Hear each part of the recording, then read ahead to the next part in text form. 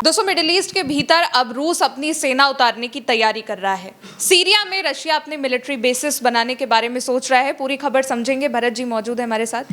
भरत जी, अब middle east में Russia भी उतरने वाला है। देखिए, बशर अल असद की सत्ता जाने के बाद, उनका तख्त छीनने के बाद, जब नई सरकार जो वहाँ आई है, अहमद अल सारा जो कि विद्रोही थे पहले, जिन्होंने तख्ता पलट किया है सीरिया के भीतर, जब से तख्ता पलट हुआ है तब से जो सैन्य गतिविधियाँ हैं रशिया की सीरिया के भीतर या मिडिल ईस्ट के भीतर, तब से शांत थी। लेकिन अब रशिया फिर से सीरिया में सेना स्थापित करना चाहता है, उतरना चाहता है, बताएंगे। लेकिन एक और बड़ी खबर निकल करके आ रही है, और वो बड़ी खबर ये है गौरी जी कि नेतन्याहू ने तैयारी करनी शुरू कर दी है अकेले युद्ध लड़ने की। नेतन्याहू ने एक बैठक बुलाई, और अभी दिखलाऊंगा मैं आपको, और उस बैठक में अपने लोगों से ये कहा कि हमको अमेरिका के बिना भी युद्ध लड़ना पड़ सकता है कुछ दिन बाद यहाँ पर, तो हमें कमर कस के रखनी चाहिए। हम जब मानते हैं कि अमेरिका के बिना हम कमज़ोर होंगे, लेकिन हमको तैयारी करनी पड़ेगी। दो बड़ी खबरें निकल करके आई हैं, और दोनों मिडिल ईस्ट से हैं, और दोनों खबरें मिडिल ईस्ट की राजनीति को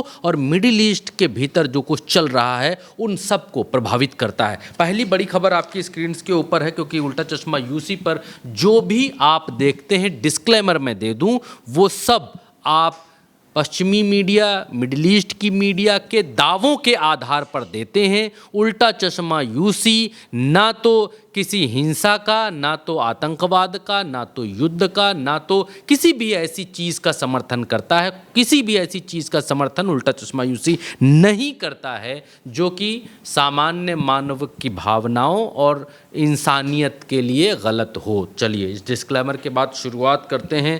आपका पहली खबर जो निकल करके क्रेडल ने जब ये खबर छापी गौरी जी कि, और यहाँ कहा कि रसिया डिस्कस कर रहा है reformatting military presence in Syria as they develop actively, यानी कि यहाँ कहा सीरिया में सैन्य उपस्थिति को पुनर्गठित करने पर रूस की चर्चा जारी है, क्योंकि दोनों देशों के संबंध सक्रिय रूप से विकसित हो रहे हैं। और जब से ये बशर अल असद की सरकार सीरिया से गई है, क्योंकि 2011-12 से क्रांति चल रही थी और 2024 में सत्ता परिवर्तन सीरिया के भीतर हुआ, तो आप सीरिया को थोड़ा सा देखेंगे तब आप और बेहतर समझ पाएंगे।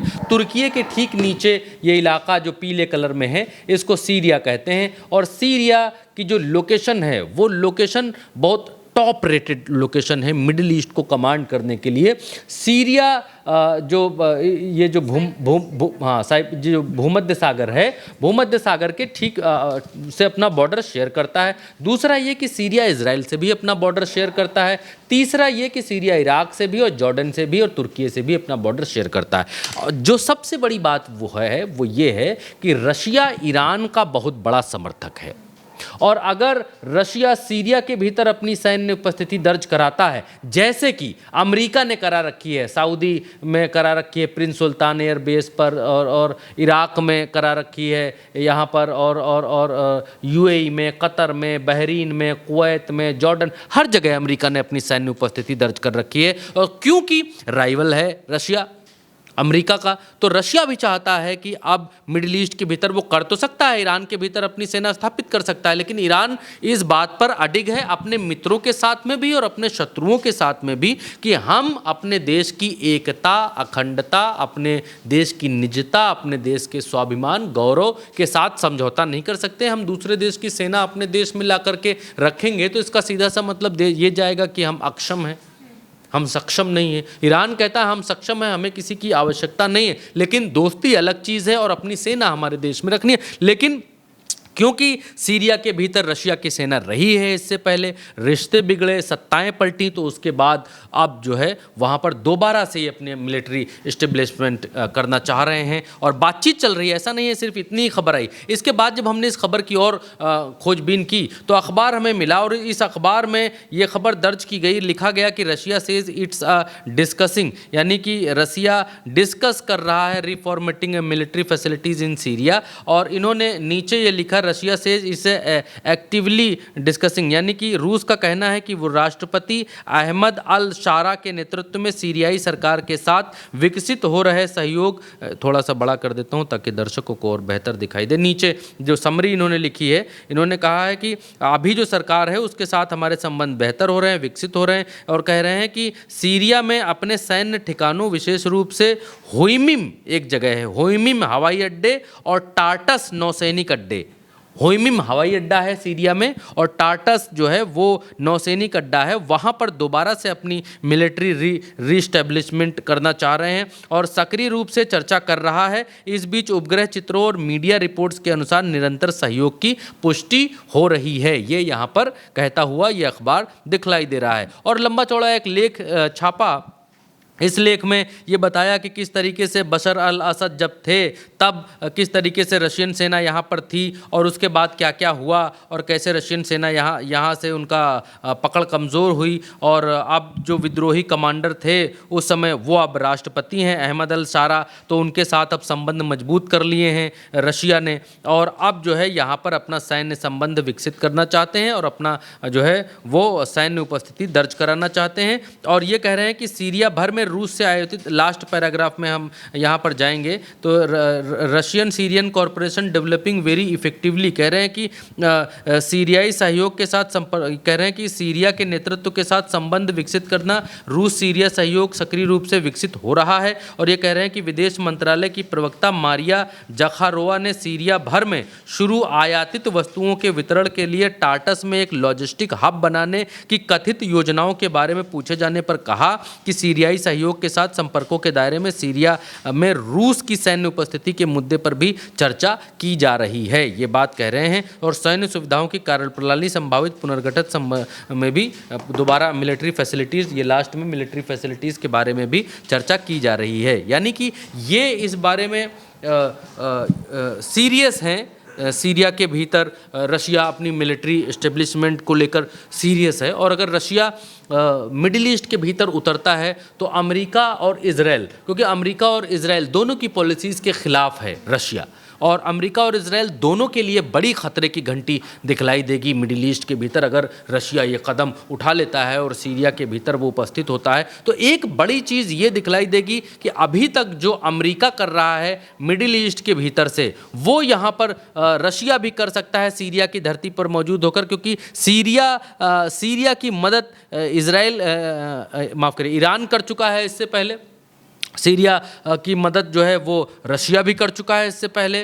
तो सीरिया एक बहुत अच्छा रणनीतिक साथी हो सकता है ईरान के लिए भी और रशिया के लिए भी, इजराइल को कंट्रोल करने के लिए, क्योंकि इजराइल तभी कंट्रोल रह सकता है जब जो है लेबनान तो खिलाफ ही है इजराइल के, और सीरिया में भी अगर रशियन उपस्थिति होती है तो ये बड़ा चेंज ओवर देखा जाएगा मिडिल ईस्ट के भीतर। इसके अलावा एक और बड़ी खबर ये ईरान इंटरनेशनल इंग्लिश के ज़रिए निकल करके आई और इस खबर ने सबको चौंकाया। इस अखबार ने ये दावा किया कि जो नेतन्याहू हैं उन्होंने आपात बैठक बुलाई और उस बैठक में अपने लोगों को ये कहा कि हमें ये युद्ध अमेरिका के बिना भी लड़ना पड़ सकता है, यानी अमेरिका इस युद्ध से पैर खींच सकता है। क्या है वो खबर, हम आपको बतलाते हैं। खबर ये है, हिंदी तर्जुमा बतला देते हैं सीधा। हिंदी तर्जुमा में कहा जा रहा है, ये बतलाया जा रहा है कि इजरायली प्रधानमंत्री, हिंदी ऊपर से देखेंगे, इजरायली प्रधानमंत्री बेंजामिन नेतन्याहू ने अपने सुरक्षा मंत्रिमंडल को चेतावनी दी है कि इजराइल को ऐसी स्थिति का सामना करना पड़ सकता है जहां उसे अमेरिका के समर्थन के बिना ईरान का सामना करना पड़ेगा। ये जानकारी मंगलवार को i24 न्यूज़ ने दी। ये बता रहे हैं कि बिना अमेरिका के ही ईरान का सामना करना पड़ सकता है। ये इजराइल रणनीति बना रहा है और ये भीतर भीतर कुछ चल रहा है जिसकी खटपट बाहर निकल करके आ रही है। ये आगे लिखते हैं, सोमवार को मंत्रिमंडल की बैठक में बोलते हुए नेतन्याहू ने कहा कि इजराइल को ऐसी स्थिति का सामना करना पड़ सकता है जिसमें उसे अमेरिका के समर्थन के बिना अकेले ईरानियों से निपटना पड़ेगा। डील अलोन विद द ईरानीज, हाँ, अकेले ईरान से निपटना होगा।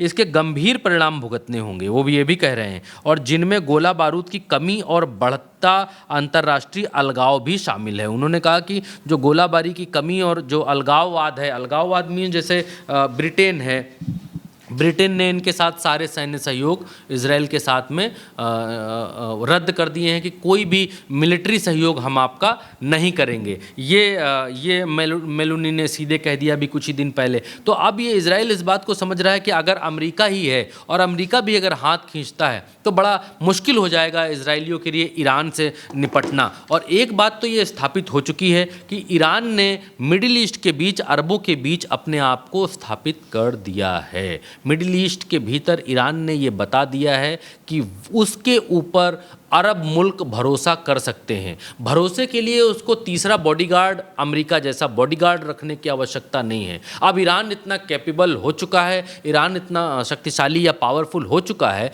जो कि दो दो देशों को एक साथ धूल चटा रहा है और मुस्लिम मुल्क जहाँ जहाँ पर मिलिट्री बेसेस हैं अमेरिका के, वहाँ पर भी निशाना साध रहा है। तो इसमें ईरान ने ये ज़रूर बतला दिया है कि अब ईरान के ऊपर भरोसा किया जा सकता है और ईरान भरोसेमंद सुरक्षा देने में, अरब देशों को सुरक्षा देने में खरा उतर सकता है। और क्योंकि अमेरिका ने यही कहकर इन देशों में, इन मुस्लिम ममालिक मुल्कों के भीतर अपने बेसेस बनाए कि हम आपको सुरक्षा देंगे, आपके ऊपर अगर कोई हमला होता है तो आपको सुरक्षित करेंगे। तो ईरान तो अब हमले कर रहा है मिडिल ईस्ट के भीतर अमेरिकी बेसेस के ऊपर। तो अमेरिका के जितने भी बेसेस हैं, ये तो सीनेट में भी इनके मान लिया गया है कि अमेरिका के सारे बेस, जितने बेस मिडिल ईस्ट के भीतर हैं, सबको ईरान ने ध्वस्त किया, सब पर ईरान ने हमला किया। बड़ा नुकसान इनका $29 बिलियन का नुकसान बताया जाता है मिडिल ईस्ट के भीतर अमेरिका का हुआ।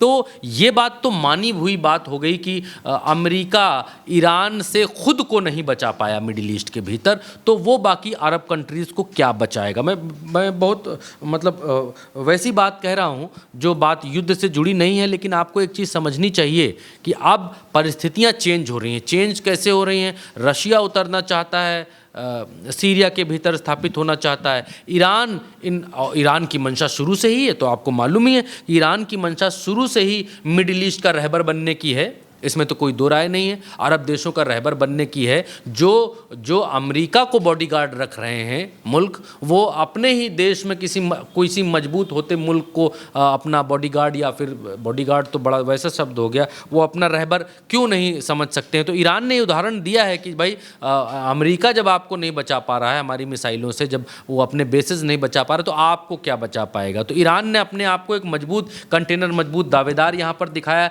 दूसरी तरफ इजराइल ये कह रहा है कि वो ट्रंप जो है यहाँ से जा सकते हैं इस युद्ध से, इसलिए हमको अकेले भी लड़ना पड़ सकता है। ईरान इंटरनेशनल के हवाले से ये बात यहाँ पर कही गई, बतलाई गई। दूसरा ये कि मिडिल ईस्ट के भीतर एक और होर्मुज के भीतर से एक खबर निकल करके आ रही है और इस खबर में ये बताया जा रहा है कि एक जहाज़ के ऊपर हमला हुआ है और इस जहाज़ में कहा जा रहा है कि मैं हिंदी में बता देता हूं कि ब्रिटेन के समुद्री व्यापार संचालन कार्यालय ने ओमान तट से लगभग 20 समुद्री मील दूर होर्मुज के पास एक तेल टैंकर पर संदिग्ध हमले की सूचना दी है।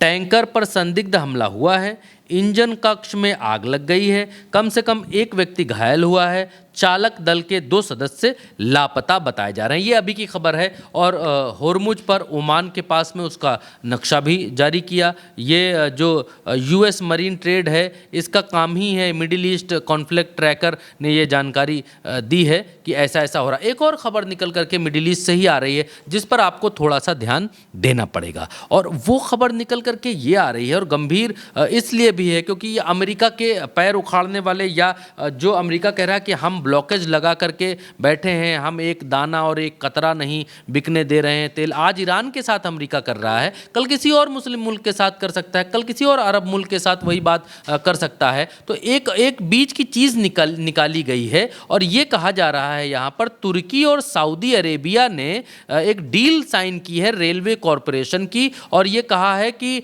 ये इस डील के तहत जो है तुर्की तक रेल लाइन लेकर के जाएंगे और इसका एक संभावित नक्शा जो है वो यहाँ पर बनाया गया है कि किस तरीके से रेल लाइन जो है वो सऊदी अरेबिया से होते हुए और किस तरीके से जॉर्डन होते हुए और सीरिया होते हुए तुर्की पहुंच रही है। अगर ये रेल लाइन बन जाती है तो जो तेल अमेरिका यहाँ पर ये होर्मुज है, जो तेल अमेरिका इस जगह पर यहाँ अरब सागर में रोक रहा है कि हम बिकने नहीं देंगे, तो फिर इन कंट्रीज से होते हुए वो रेल मार्ग के जरिए भी वो भूमध्य महासागर में पहुँच सकता है या ऊपर वाला जो एरिया है वहाँ पर पहुँच सकता है। तो ये एक नया यहाँ पर ये नया रूट और नई इक्वेशन डेवलप होती हुई मिडिल ईस्ट के भीतर दिखलाई दे रही है। बिल्कुल दोस्तों, एक तरफ अब इजराइल भी इस बात को कह रहा है कि हमें अकेले लड़ना पड़ सकता है, अमेरिका पीछे हट रहा है। दूसरी तरफ अब रूस भी मिडिल ईस्ट के भीतर अपनी सैन्य उपस्थिति को बढ़ाने की कोशिश कर रहा है। सीरिया में बात चल रही है कि अब हम सीरिया में अपनी सैन्य उपस्थिति बढ़ाएंगे, और अगर ऐसा होता है तो रशिया ईरान का सपोर्टर रहा ही है, उसने शुरू से ही ईरान का साथ भी दिया है। तो मिडिल ईस्ट में जो हालात हैं वो दिन पर दिन अब बदलते जा रहे हैं। फिलहाल अभी के लिए इस चर्चा में इतना ही। आप देखते रहिए उल्टा चश्मा यूसी। शुक्रिया।